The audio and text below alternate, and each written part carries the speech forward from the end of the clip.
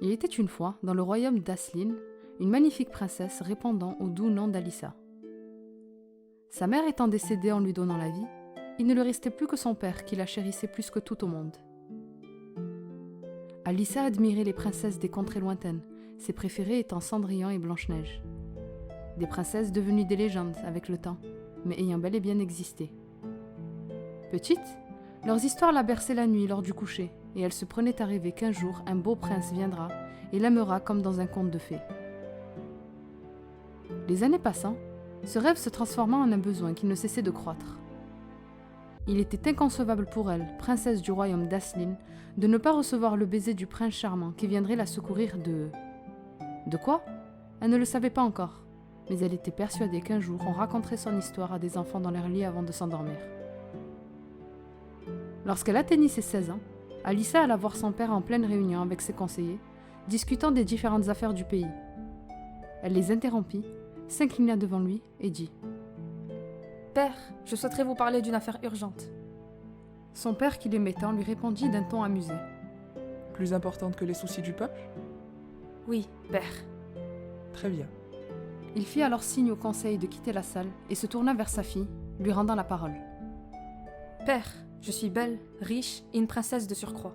Ne serait-il pas temps de me trouver un prétendant ? » ?»« Ma très chère fille, oui, tu es belle, riche et de surcroît une princesse. Mais tu es surtout trop jeune pour te marier.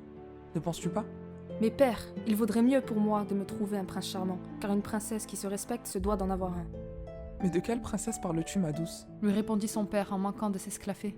« Je parle évidemment de Cendrillon, ou de toutes ces héroïnes dans les livres que tu me contais tous les soirs avant de dormir. » »« Tu parles de ces contes écrits au temps jadis ? Mais ma fille, je t'ai déjà dit maintes fois que ces contes ne sont que des balivernes, inspirés de vraies histoires, certes, mais enjolivées par les conteurs. » Alyssa se mit alors en colère.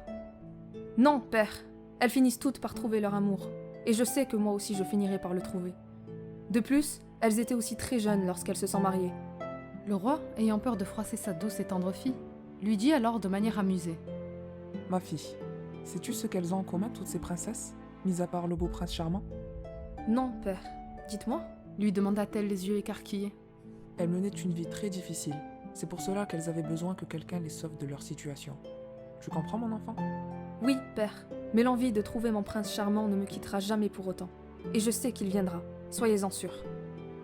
Alyssa quitta alors la pièce ensoleillée, laissant son père attristé par sa fille, cherchant à grandir plus vite que le temps ne passe. Le soir venu, Alyssa, allongée dans son lit, avalant pour la énième fois ses histoires de princesses et de princes sur leurs cheveux blancs, se remémora la discussion qu'elle a eue quelques heures plus tôt avec son père. Soudain, elle eut une illumination.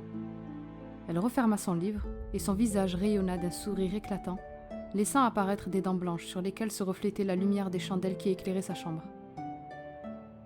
Elle se leva d'un bond, enfila sa robe, prit une bougie et sortit de sa chambre comme portée par une évidence. Elle rejoignit son père dans ses appartements, devant lesquels se trouvait un garde qui la laissa passer, puis entra. Le roi était allongé dans son lit, lisant un livre de Galilée traitant de ses dernières trouvailles dans le ciel infini.